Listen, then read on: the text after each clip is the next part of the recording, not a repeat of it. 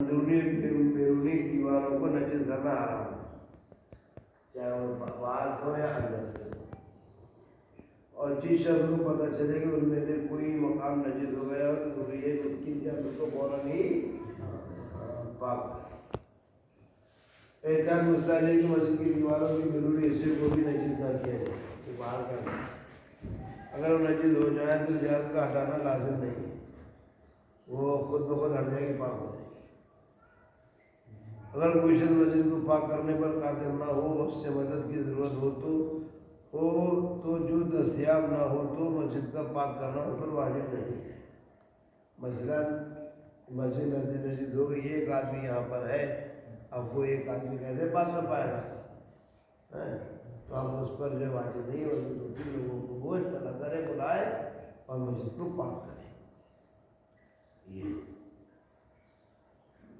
اگر مسجد کی کوئی جگہ نجس ہو گئی ہو جسے کھودے یا توڑے بغیر پاک کرنا ممکن نہ ہو تو ضروری ہے کہ اس جگہ کو کھودے یا توڑ دیں پاک کرنے کے لیے۔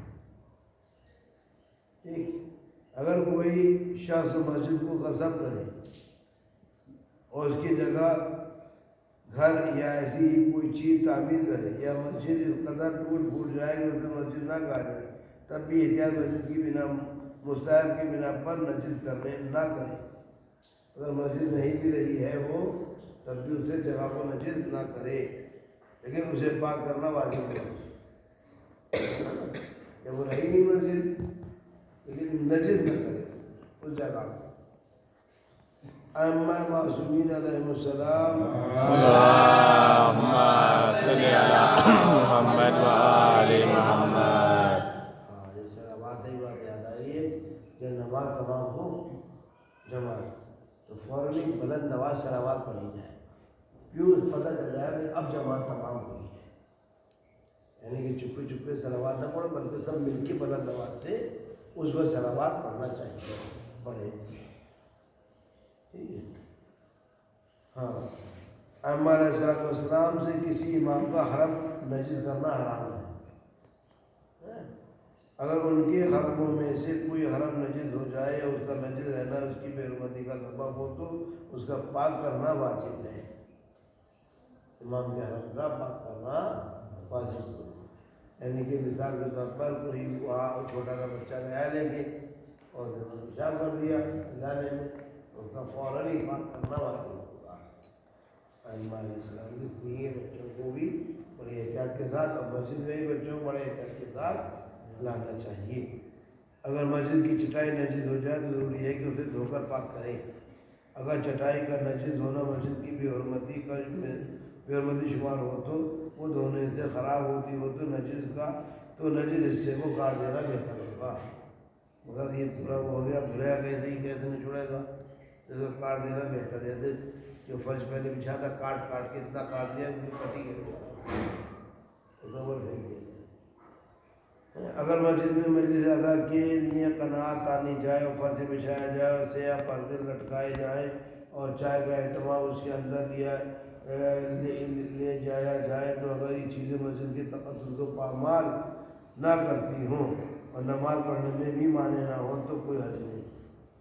اگر تقدس پامال ہو رہا ہے تو پھر نجس کرنا صحیح نہیں ہے، نہیں چائے پاک ہے لیکن جگہ جگہ گراؤ گے چوٹی آئیں گی، گندگی ہوگی، کھانا کھلاؤ گے کھانا گھیریں گے لوگ، تو اس طرح سے تقدس پامال ہو رہا ہے، تو یہاں پر جو ہے صحیح نہیں ہے۔ لیکن اگر صفائی کے ساتھ ہے تو کوئی حرج نہیں۔ اب کرتے نہیں کرتے ہیں، خیر اللہ کا شکر اس سال تو، ورنہ کیا کرتے تھے، کھجوریں کھاتے تھے، گٹلی جہاں نماز نیچے چھپا دیتے، جہاں نماز پڑھ رہے ہیں وہیں چھپا دیتے۔ کیا مطلب، جس جگہ نماز پڑھ رہے ہیں اسی کو نجس بھی کر رہے ہیں، گندہ بھی کر رہے ہیں، نجس نہیں ابھی گندہ کر رہے ہیں، گویا کہ یہ فعل غلط ہے۔ مسجد کے دروازے، احتیاط واجب ہے کہ مسجد کی سونے سے زینت نہ کریں، سونا چاندی۔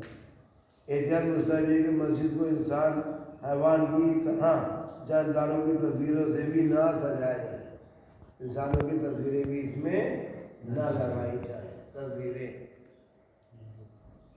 اگر مسجد ٹوٹ پھوٹ بھی جائے تب بھی نہ اسے بیچا جا سکتا ہے، نہ ہی ملکیت اور سڑک میں شامل کیا جا سکتا ہے. ملکیت بھی نہیں ہوگی کسی کی ہے، سڑک میں شامل نہیں ہوگا.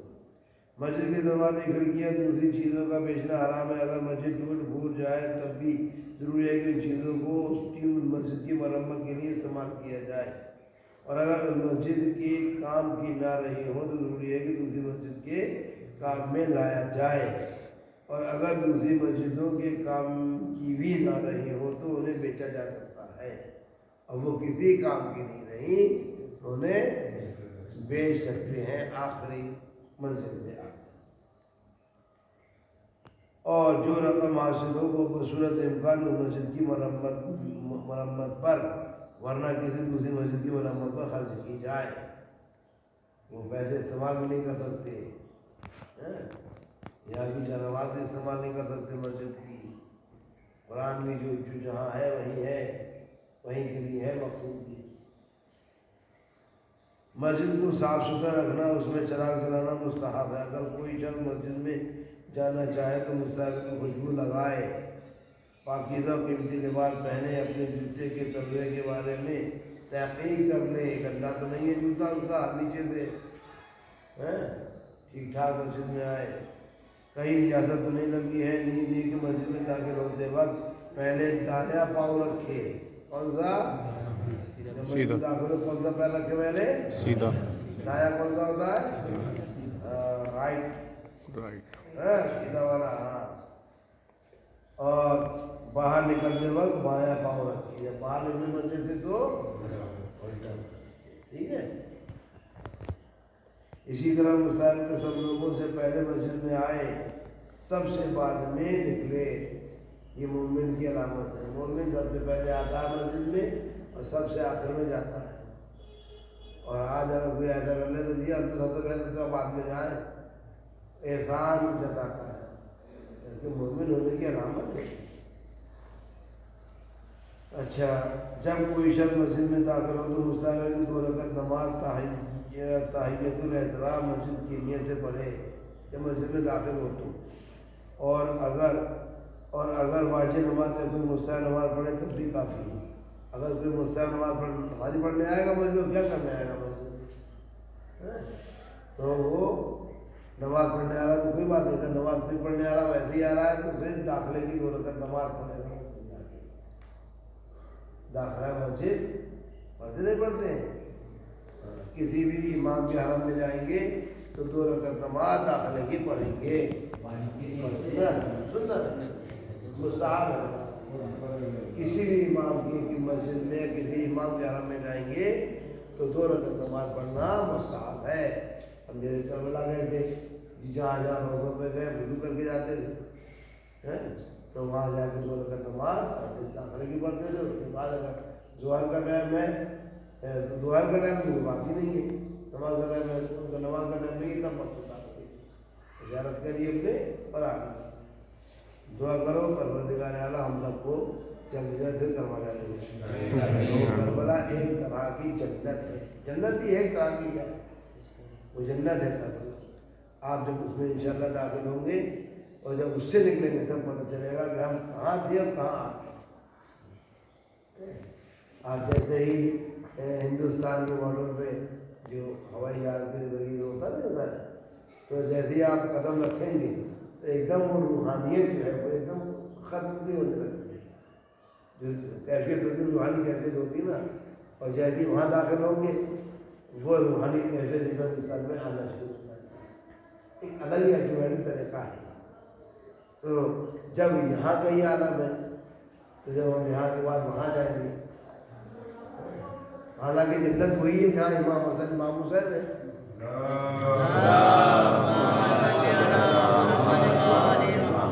جہاں اہل بیت علیہ السلام ہے وہی جنت ہے. ہماری تو سبھی کی جنت ہے، وہی جنت ہے. جہاں یہ ائمہ ہے وہی جنت ہے ہماری.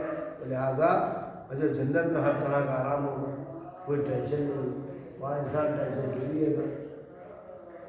اور اگر کوئی وہاں پریشان ہے نہیں تو اپنے اعمال کے ذریعے سے ہوگا، ورنہ کوئی پریشانی وہاں نہیں ہے. جنت میں ہر طرح کی سہولت ہے، ہر طرح کا آرام ہے. اب اگر انسان مجبور نہ ہو تو مسجد میں سونا، دنیاوی کاموں کے بارے میں گفتگو کرنا اور کوئی کام کاج کرنا، ایسے اشعار پڑھنا جن میں نصیحت اور کام کی بات نہ ہو مکروہ ہے.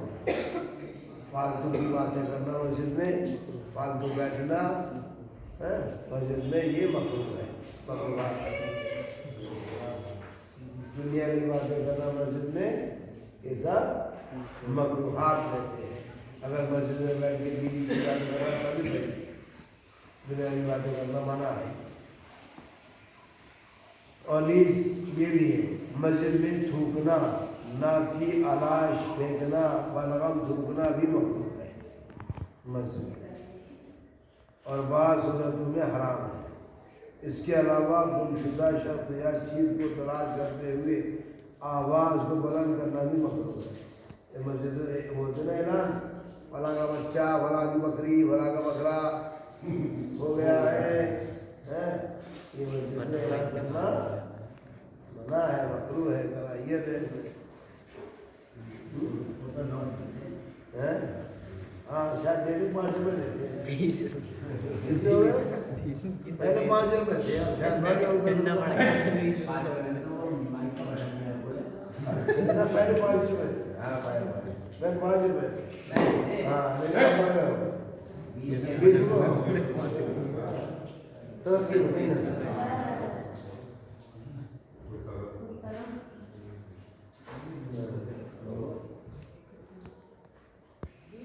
لیکن آواز بلند کرنے کی ممانعت نہیں ہے. اذان میں جو ہے بلند آواز سے اذان نہیں، اور اذان ہے اس کا انشاءاللہ کل اذان کا بیان رہے گا. اذان کی کیا کیا شرائط ہے نا. اب ہوتا یہ ہے کہ بھائی کیا بتایا جائے، دیوانے کو مسجد میں داخل ہونے دینا مکروہ ہے. جس کو اپنا ہی ہوش نہیں ہے، تو بچہ ہے، دیوانہ ہے، اس کو مسجد میں آنا دینا مکروہ ہے، مکروہ. اسی طرح اس بچے کو بھی داخل ہونے دینا مکروہ ہے جو نمازیوں کے لیے باعث زحمت ہو. میں یہاں کھڑا کیا ہوتا ہے، پتہ چلا پوری سب میں جو ہے گھوم گیا وہ تا تا تا تا تا تا بابا بابا کرتا پھر رہا ہے. وہ نماز پڑھنا ہے، وہ تا تا کر رہا ہے. تو ایسے بچوں کو مسجد میں آنا منع ہے. ارے ماں باپ کو برا مانو گے، آپ بیچارہ کیا کرے. وہ نمازیوں کی مانے، بیوی کی مانے. بیوی ماننا پڑے گی، بچہ گھر پہ لے کے آتا ہے. ماننا نہیں، وہی لوگ جماعت نہیں ملے گی. صحیح ہے، نماز کی رحمت وہ مسجد کو نجد کر دے گا. اگر یہ اہتمام ہو کہ مسجد کو نجد کر دے گا تو اس کا لانا پھر حرام نہیں. ان 2 صورتوں کے علاوہ بچے کو مسجد میں آنے دینے میں کوئی حرج نہیں اگر سمجھدار بچہ ہے. اس شخص کی مسجد میں جانا بھی مکروہ ہے جس نے پیاز، لہسن یا ان سے مشابہ کوئی چیز کھائی.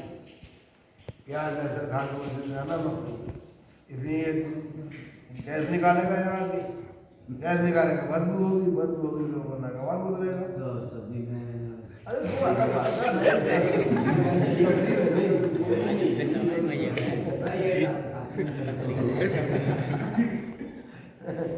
تو کوئی جس کی کو ناگوار گزرتی ہے.